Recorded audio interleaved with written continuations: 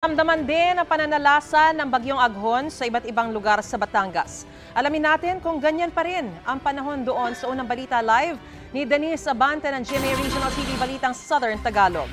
Denise, kumusta na ang sitwasyon ngayon dyan?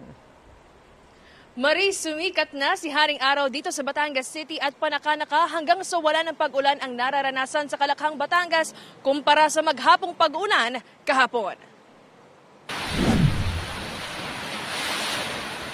Malalakas na hangin at ulan, yan ang gumising sa mga residente sa San Juan, Batangas hanggang mag-umaga ganito ang sitwasyon sa lugar. Kita ang pagbayo ng malakas na hangin sa mga puno. May ilang poste na rin ng kuryente ang natumba dahil sa lakas ng hanging dala ng bagyong Aghon. Wala pa ring supply ng kuryente sa lugar. Humambalang sa kalsada ang ilang natumbang puno. Ang ilang residente sa Barangay Calicanto, tulong-tulong sa pagbubuhat na natumbang puno sa gilid ng kalsada. Binaha rin ang ilang lugar sa bayan. Naglagay ng pangharang ang ilang residente para ilihis ang umaagos na baha. Ang magkakapatid ni Mari Chris na mula sa Barangay Mabalanoy, lumikas na sa Barangay Hall dahil sa takot na tumaas pa ang baha sa kanilang lugar. Anong kakawawa po. Pag nabahat na baka po delikado. Tatakot po. Sana po tumigil na po ang paglakas po ng ulan tsaka yung hangin.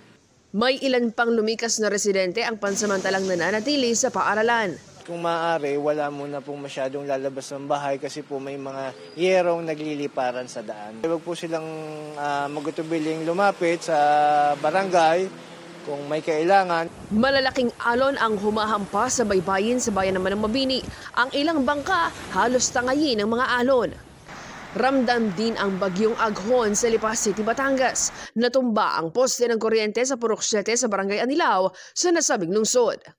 Walang humpay na pag-ulan din ang naranasan sa Batangas City sa magdamag. Maya't maya ang pagbugso ng malakas na hangin. Ilang lugar din sa lungsod ang nawala ng supply ng kuryente. Sa Batangas Port, kanselado pa rin ang biyahe ng mga barko sa lahat ng destinasyon dahil sa malalaking alon. Kailangan pa namang makauwi sa Puerto Galera ni Salahudin para sa graduation ng anak pero bigo siyang makabili ng tiket. Galing pa siyang Lanao del Sur. Ay hindi pa daw pwede mag-release ang ticket dahil wala pa, may signal pa daw. Sa huling tala ng Philippine Ports Authority, sumampa na sa mahigit 2,000 ang stranded na mga pasahero. Ay kailangan magtiis kasi no choice tayo eh. Nandito na eh. Wala namang may gusto niya na may bagyo na darating. Para na sa kaligtasan. Nakasakay na kami, kaso pinababa kami. Dahil tumaas na nga yung may signal level na, level 1 na. Tapos ngayon, nagtenga na kami dito hanggang halos lahat na-cancela na. Depende sa laki ng barko ang pinapayagan. Pero mostly kung may gale warning tayo, hindi pinapayagan yung mga maliliit na barko. Wala pang ulat ng mga nag-evacuate sa lalawigan ayon sa PDRRMO Batangas.